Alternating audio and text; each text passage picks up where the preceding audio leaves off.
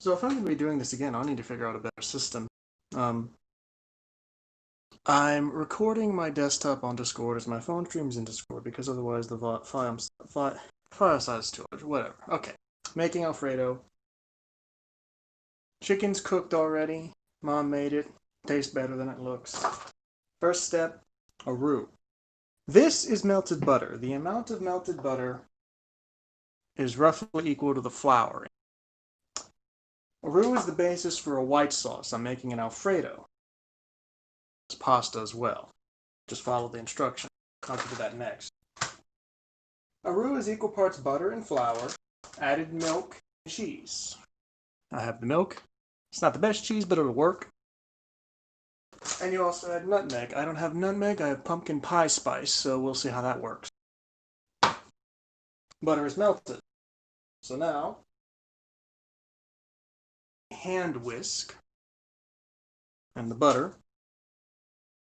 Make sure the temperature's on medium, literally between high and low on your small burner. And we add a little bit of the flour and whisk. Don't splash, you'll get a feel of it as you whisk it. Once it's kind of whisked in, add some more flour. You do it gradually to avoid clumping. You could probably do the whole thing, but sometimes it might clump up and you don't want it to clump up. It tastes bad. Bechamel sauce is actually an Italian creation, even though it has a French name, but it's a staple of any white sauce. You can make white sauce without using a bechamel, or a roux in this particular instance, but it's not the traditional way, and I figure I'll show you traditional.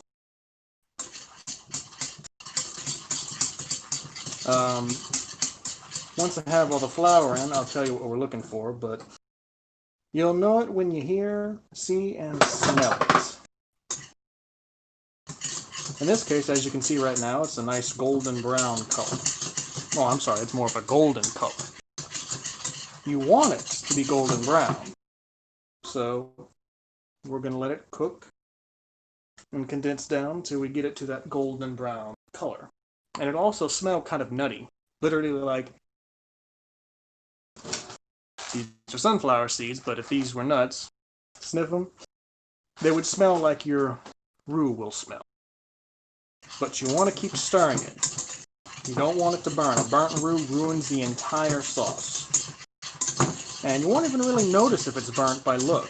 Smell, maybe, but for a safe bet, just keep stirring.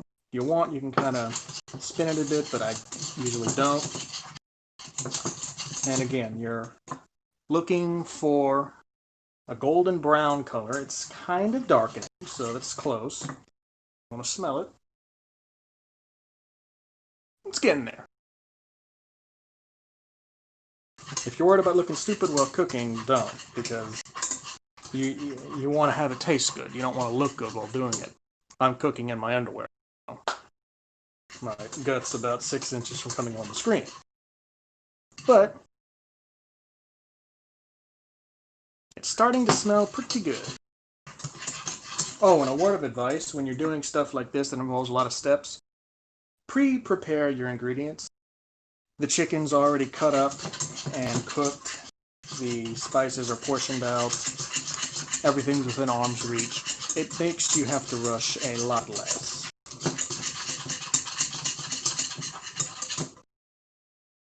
Yeah, we're starting to smell that nutty flavor. It's a really good smell in my opinion. So, give it a little bit more time. Again, when you cook and not bake, you can really eyeball and estimate a lot of the time. Baking is more of a science, but cooking, it's no real problem.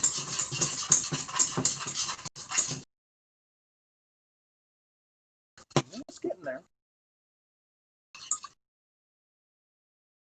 Golden brown. I hope this is actually recording. If it's not, I'm going to figure something else out. But, yeah, we'll see. I already started. Worst case scenario, I'll just take a picture of the completed thing and tell you whatever the hell I can come up with at the time. Yeah, it's getting a little browner. Golden brown is close.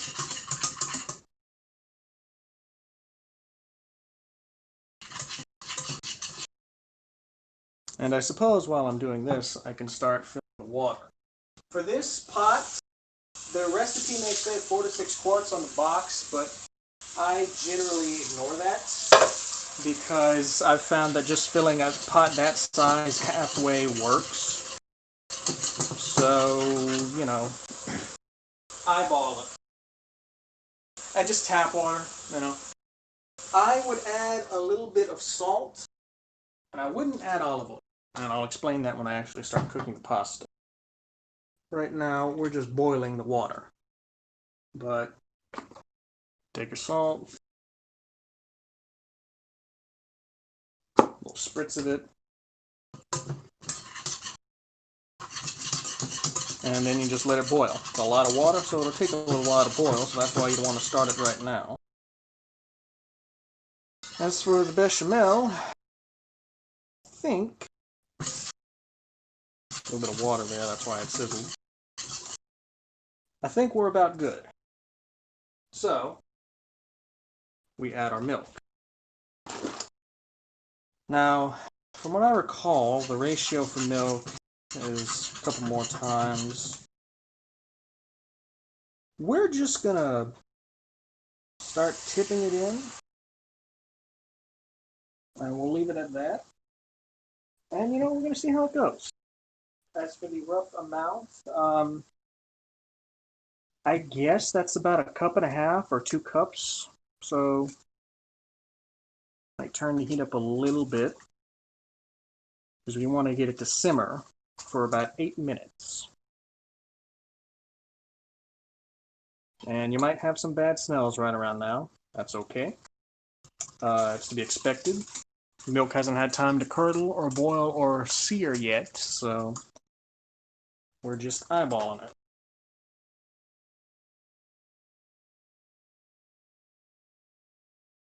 Ooh, that's hot. So at this point, it's the waiting game. Although you can always add some of your quote-unquote nutmeg. And this is how much I'm adding. Just that. It's a strange flavor that doesn't really go with the sauce, but if you use a very small amount of it, it really adds a lot to it. Emphasis on small amount, especially if you're like me and using pumpkin pie spice, which has nutmeg in it, but that's about all it has in common. Now, we're making an Alfredo sauce. Creamy, thick. This is watery. That's fine.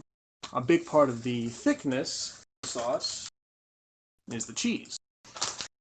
We just want to make sure we have a good base. So if this sauce becomes thick, then it's probably too thick. Still good, but you might have more of a macaroni than Alfredo in terms of sauce. So don't give in to the urge to boil it down, because it may not play out. Possibly, if you want, add a tiny dash of salt. You're already adding oil and fat and all of that, but little tiny bits of salt will really elevate.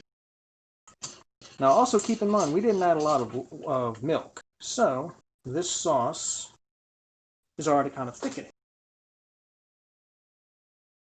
We'll add a little bit more milk. See, when you don't properly measure things, start small and add to it. And that'll let you more effectively eyeball it. Because it has been, I didn't set a timer, but I think it's been about 2 minutes, so I'll go ahead and set a timer for the rest.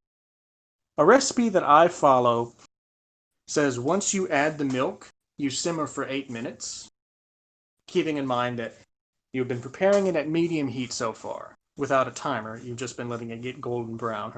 It takes before you add the milk. After the milk, they say 8 minutes. I feel like that's a good number to go off of, but you're simmering it however long until it's smoothly blended and there are no clumps and it has a pleasing, somewhat milky aroma. But don't turn the heat up or down. If it takes shorter than 8 minutes, fair enough. If it takes longer, do longer. Don't try and speed it up. It's a process. It's not a race.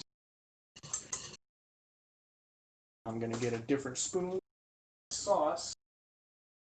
I'm going to stir my water, I should say. As to why I stir it, I don't know. You always try and stir things when you cook. It's tradition, basically. So, let's see.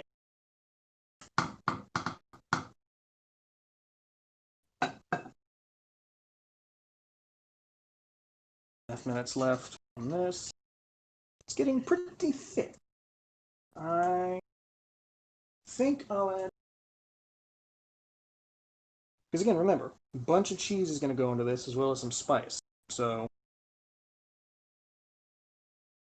if it doesn't taste much like anything with the milk, that's fine, because really we just want it for that hint of nuttiness, the smaller hint of nutmeg, and a creamy medium with which to add our cheese. Most sauces like this, especially white sauces, are cheese-based. Not all of them. I kind of experiment with non-cheese-based white sauces since I try and stay low-fat when possible. This is not low-fat. This is almost literally half-fat before the milk was... I think the half is carbs. So, Italian cuisine, when pasta, yeah, it's not healthy. French cuisine in general is horribly unhealthy. But it tastes great.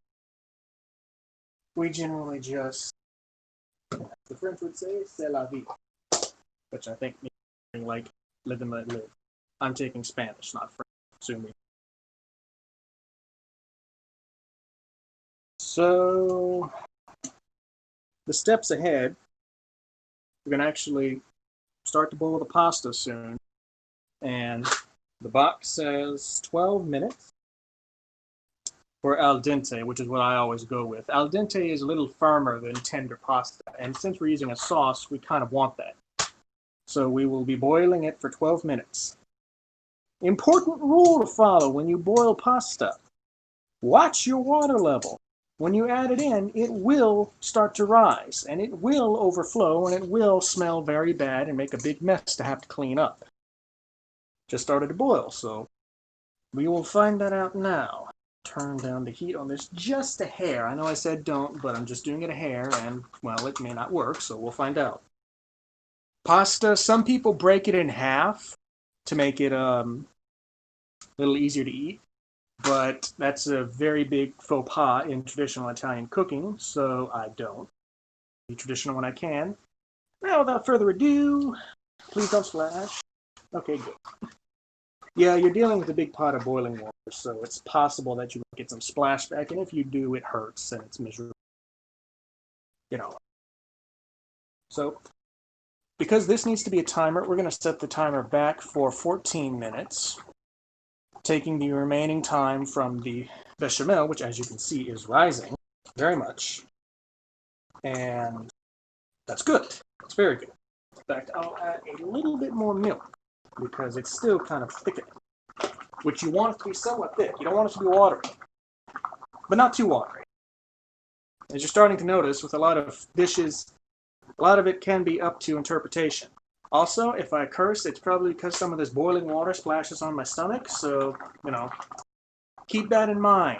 Do not cook shirtless. I am because I'm an idiot. Also, food hack, whatever the hell you want to call it. If your pasta's boiling strongly, but you don't want to turn the heat down, just move it a little bit off the burner. Just a little bit. The heat in boiling water still does spread, but it'll help control the water level a lot more, which is really what you want. So, remember to stir. Stir at least once a minute. When we're cooking this pasta for 12 minutes, we want to make sure it is cooking for, well, we stir it at least 12 times. That's why you want it on a hot boil as well. If it's on a hot boil, then you will have it always returning to a boil no matter how much you stir it. Right now it's getting a little frothy. You don't want that froth too much because then it'll overflow. Makes a mess. So I move it a little bit further off. I'm getting almost done with this bechamel sauce here. So what we'll end up doing with it is moving it off the heat. I'm going to move this fine baking tray for shepherd's pie, at least as I use it, out of the way. Continue to stir this. Make sure we don't leave it too long. Stir the pasta, because again, we stir the pasta so it doesn't start to stick. Last thing you want is sticky pasta. Remember, pasta is made of the same ingredients as bread, and the only stuff you dunk bread in is stews. This is not a stew. So, the bechamel sauce is about done now. What we're going to do, turn the heat off, and then we're going to move it. And just let it sit. It's off heat now. It'll cool down. And this is where I would normally pause the recording, because all I'm doing now is casually stirring the pasta. But I can't do that since I'm actually recording it on my laptop in my bedroom through Discord, because YouTube does not like mobile streaming. So fuck you, YouTube. I'll probably need to play with the video set on my phone to make the file size smaller, as well as clear up some space on my phone. I have a lot of games that don't play. So yeah, basically, when you're watching this video, and whenever you just see this, you can just skip until you see a pot here of some kind again. But if you want, I will talk about whatever the hell comes to mind. My class in history was good today. We had a nice warm discussion, understanding about the struggles of the semester. Our history professor is planning on making the spring semester online only as well, since he is of the belief that the coronavirus will not be taken care of by the end of the year, and depending on how the election goes, he may be right. I don't want to talk too much about it, but the gist is that the coronavirus vaccine is a bargaining chip, and if you have no morals whatsoever, it is a valuable bargaining chip. So, it is a possibility if the current administration loses. If you want to know more, ask some of your other politically engaged friends. But I digress. I guess since you're also thinking about the subject of writing, especially with your character for Nier, that template is a really good template.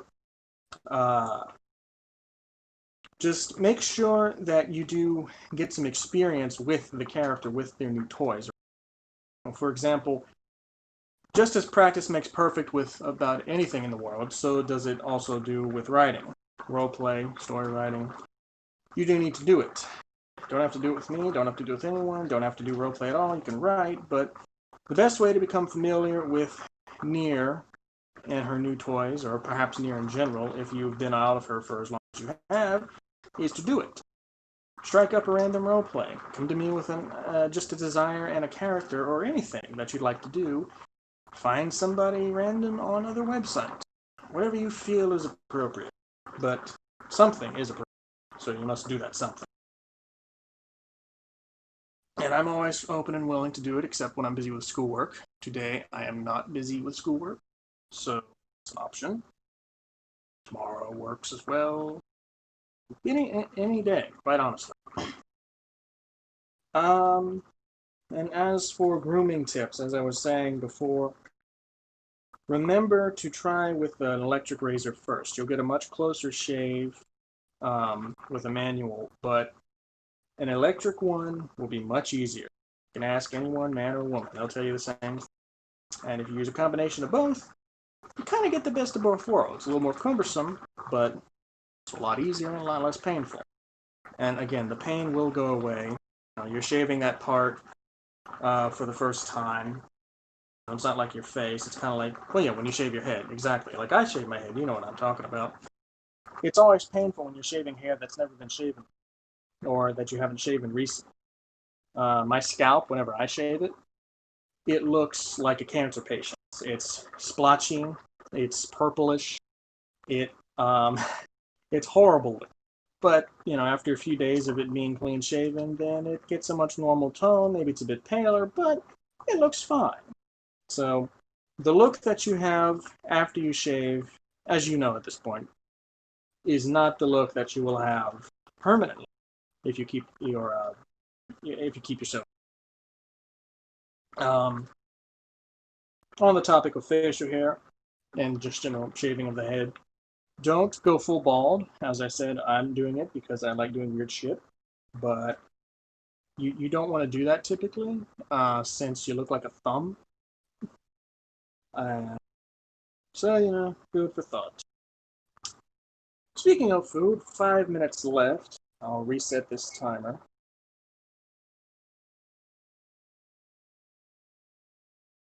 Yeah, do that. So, speaking of other topics, I've managed to refine some of my HerbBank spreadsheet. I've now added a more accurate comparison of the initial value. Instead of it just being a flat number, I have made it to where it tracks the price of whatever I have in my HerbBank at the date when I started tracking it. So with that addendum, my HerbBank has increased in value 20%.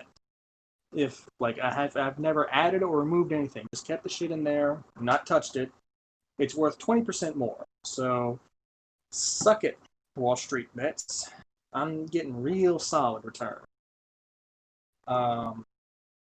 In all seriousness, though, I did also add a more refined investment tracking for when I try and flip stuff on the auction house, as well as a per item increase since tracking start. Some items really fluctuate wildly. I'm going to briefly stir the bechamel because I don't want it to get too gooey and sticky. It is mostly milk, and milk can curdle if you don't pay attention to it. It hasn't though, so don't worry. Even if some sticks to your whisk, the drip.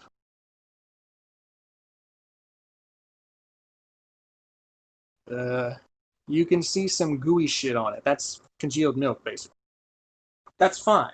It doesn't affect the flavor, and it'll blend out when you mix it with your cheese and pasta and chicken and all of that. So don't worry about that. All right. My pasta's coming along well, so I'm going to take a few and start to add some spice. Um, okay, I'm moving it over here, but it's not on the burner, so you still can skip if you just want to ignore me babbling the pasta. I'll add a little bit of onion powder.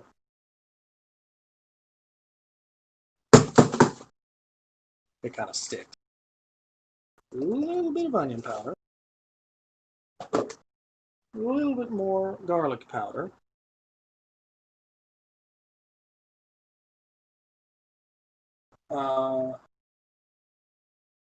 Some black pepper may be a good idea. Cracked black pepper. Maybe just a little. This is pure personal preference. General basis for Italian seasoning: salt, pepper, oregano, maybe parsley. Stuff that kind of has a savory but herbal flavor to it. Savory is just not sweet or bitter, for reference. Doesn't always taste like. Not going to add too much black pepper, though, since I don't want to drown out the flavors of the other spice. And, you know, make sure you mix it before you let it sit so you can avoid clumping. As always, you do not want a clumpy sauce. I want that sauce to be as smooth as my skin is after I finish shaving my head. Maybe a bit smoother. I have some dermatological issues, however the fuck you would say it, that I'm lazy about keeping up with. Whatever the case. Oregano, we should have somewhat. Yep. Oregano is always a good thing to add whenever you're doing something with chicken or Italian. You don't want to overdo it too much. A little bit personal preference, although it has a strong flavor that can really overpower everything else. I also add a little bit of cayenne pepper. Very small. Adds a nice kick that I think works. That little beat was just the 59-second timer for this timer. But since we add a little extra time, we'll can it. And the pasta is done. Now, turn the heat off. Large burner for this thing will turn on to low because we want it to be warm enough to still melt the cheese. We'll grab our oven mitts and carefully move it over here. So now you should have started playing again if you skipped. I will then go and drain most of this pasta. Keyword is most, not all. Drain it into your sink.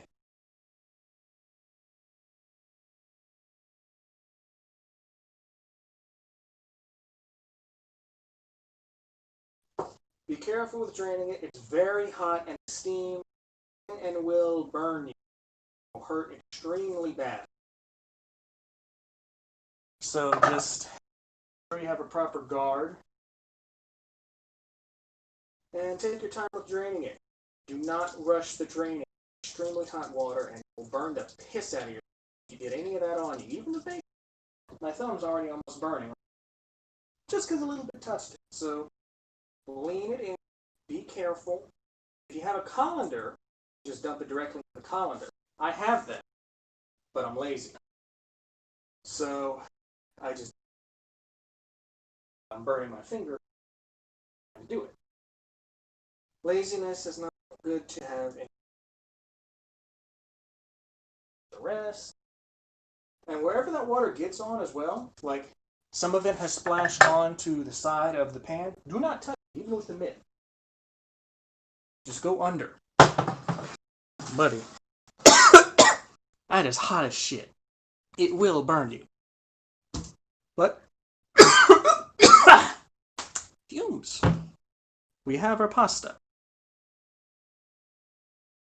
We have our sauce.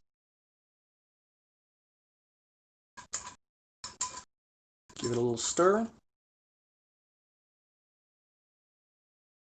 Just dunk that shit in there.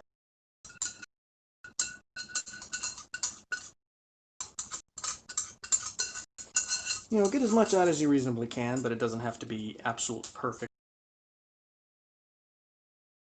Use the spoon if you like. You'll probably have some burnt residue on the bottom. That's okay. That's not coming with the sauce. As you can see, looks fine. Now, also add pre-cut handled chicken. There's some onions in here, some juices. It's all good. Just dunk it in. And save that container, because store the pasta itself. Now, before we add the chicken, we're going to stir and mix a little. Just a little bit to make sure we have an even coating before we start to properly soak everything in.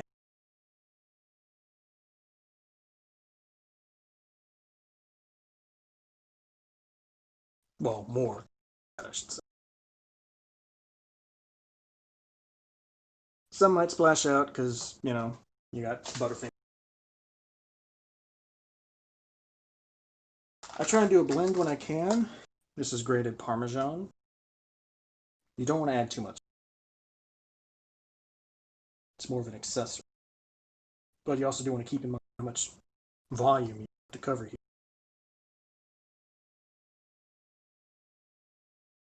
That should be about right. The Parmesan. As for our authentic Mexican reduced fat blend, for reference, you would probably use mozzarella and maybe cheddar. Depends on taste. White cheddar, perhaps. You just grab some handful, throw it in, and start to. In my case, your face hot, staring. Now we start to mix more earnestly. In fact, you can eschew that just use a fork, that being the oven.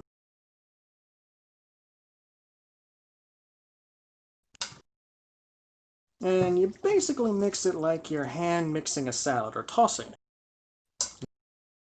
When you toss a salad, you want to be thorough.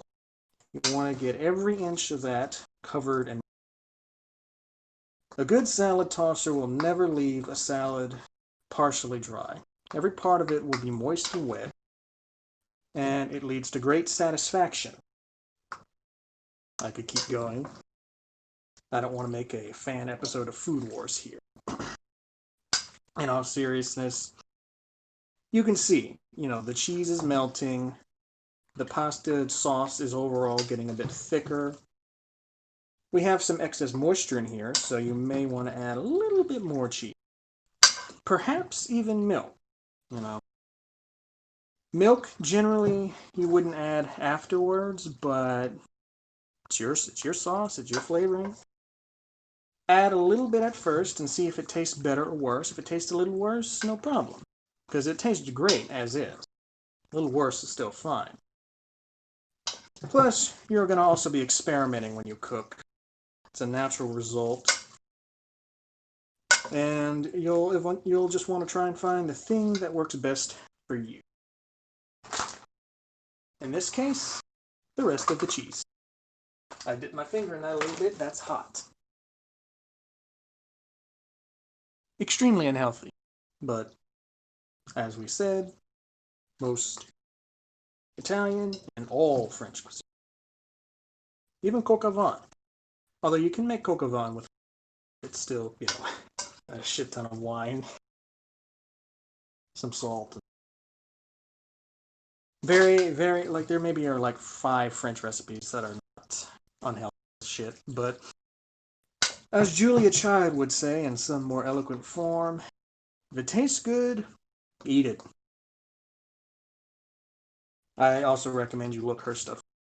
It's very wonderful, especially pasta, French food in general. She's really the reason why French cuisine has such a strong presence in American cooking as it does. And she also spawned from PBS, a wonderful place that should definitely... But I'm starting to get into politics.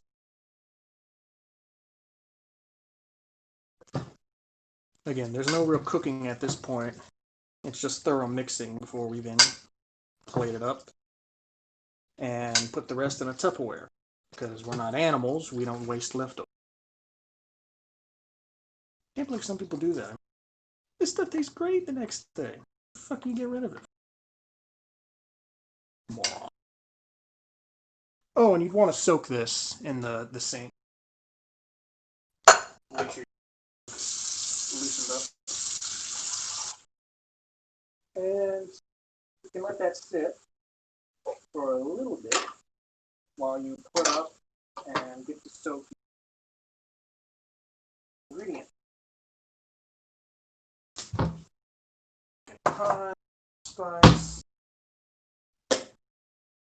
cheese, butter, and milk.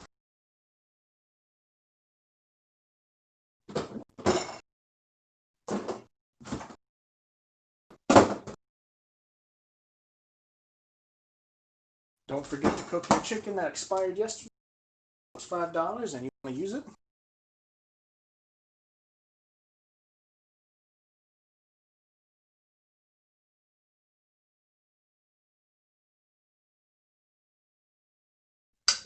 I don't know if you can hear that. That's the sound of a good sauce. In my opinion. Probably not by the opinion of, but this is amateur. Skilled amateur in my opinion. Now for the plating. Well, no, for the storing. I put this on the counter. I dump it in. I wipe up what I spent. I'll make another video when I do a proper holiday cooking session where I really make an effort to try. This is for me. But this is also realistic. This is what most cooks do every day. Have a really good cook. How do you think they eat whenever they get home? I guarantee you they don't do what they do all damn day. Get some fucking frou-frou noodles, throw it in the pot. There, dinner's ready. Because good stuff takes time. It's not quick. If it's not slow cooking, it's either very un or it's, for example, cooking rice, frozen Chinese bites. Just don't work. General Tso's chicken is only good at a. Believe I've tried otherwise.